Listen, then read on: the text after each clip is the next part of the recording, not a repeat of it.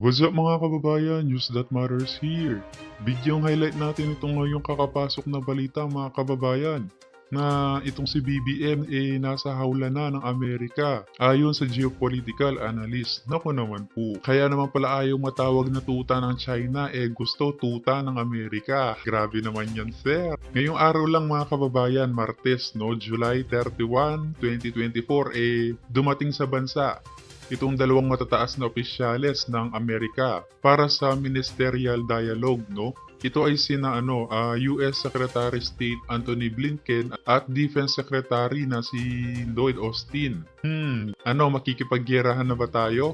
Bongbong Marcos sa China, kaya nandyan mga yan. Itong sinasabi yung EDCA na ang objective makatulong sa mga emergency tulad ng pagkakaroon ng bagyo sa bansang Pilipinas. Ginawa ba ang katungkulan nila? Hindi. Nakipagpulong sa counterparts di umano, no? Itong sina Foreign Affairs Secretary Enrique Manalo at Defense Secretary Gilbert Teodoro. Kay nako. Para mas pagtibayin pa di umano itong defense cooperation ng dalawang bansa.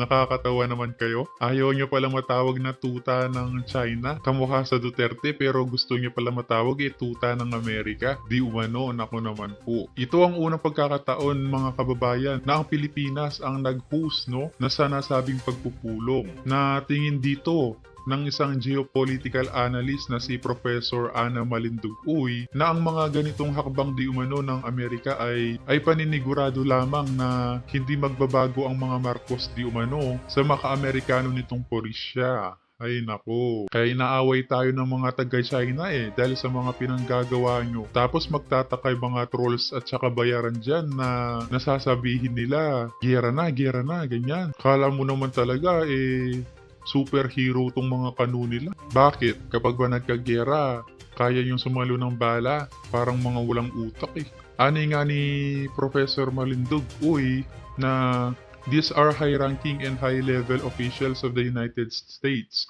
They are visiting the Philippines every now and then.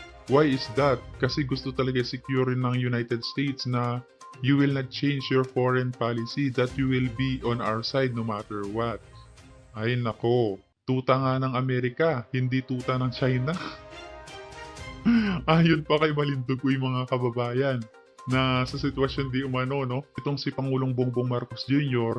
sa politika na kailangan talaga niya ang mga Amerika, He also needs the backing of the United States for him to survive politically in the Philippines and even domestically, and he needs the backing of the United States to still have that kind of international image na sinusugan ng United States na he's a good president. Alang-alang sa pagpapabango ng mga kababayan at hindi masira ang kanilang imahe, talagang kapit sa patalim itong si Marcos Jr.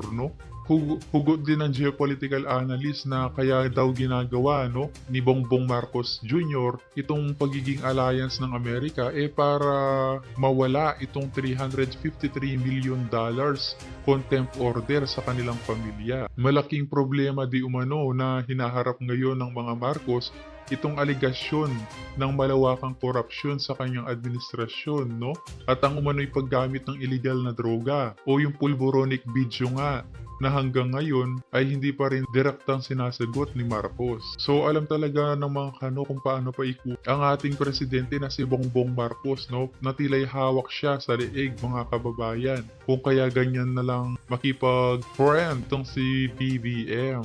Ay nako. Siyempre unahin niya kapakanan niya kaysa unahin kapakanan nating mga Pilipino.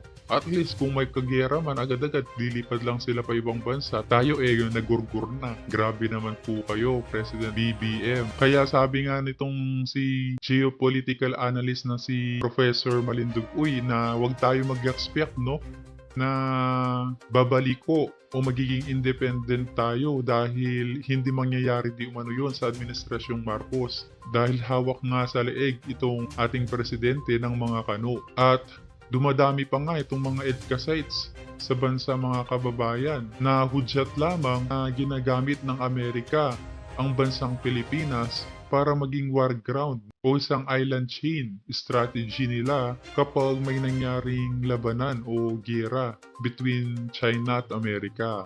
Hay nako. Kaya naman para sa kanya, hindi basta-basta di umanong makakawala ang Pilipinas sa Amerika hanggat si Marcos di umano ang Pangulo, no? Wika niya na BBM administrations already beholden talaga. At nandun na siya sa hawla, no? O parang cage. And I don't think it get out o makakaalis tayo sa ganitong sitwasyon. Kung kaya naman ang kanyang wika sa panghuli, the only thing that I see for the Philippines to go back to independent foreign policy is to push itong Duterte administration, no? For the Philippines to have a change in leadership, correct? Noong ang mga Duterte ang mga nauupo, talaga nga namang sinusupalpalan, no? At pinapaalis ang mga kano dito sa bansang Pilipinas dahil gusto nga natin maging independent at hindi nasasakop ng mga banyaga. Ay nako. At kung makipag-negotiate man, maayos, no? Kamukha ng sa China na nakakapangisda pa nga ang ating mga mangingisda sa Scarborough Shoal. Dahil kaibigan ang turing sa atin ng bansang China, no? Unlike ngayon na under sa administrasyon Marcos, kaaway na ang tingin dahil kay Bongbong Marcos. Pero bago ang lahat mga kababayan, huwag niyo po sana nakalimutan mag-like at subscribe para updated ka sa mga uploads ko araw-araw.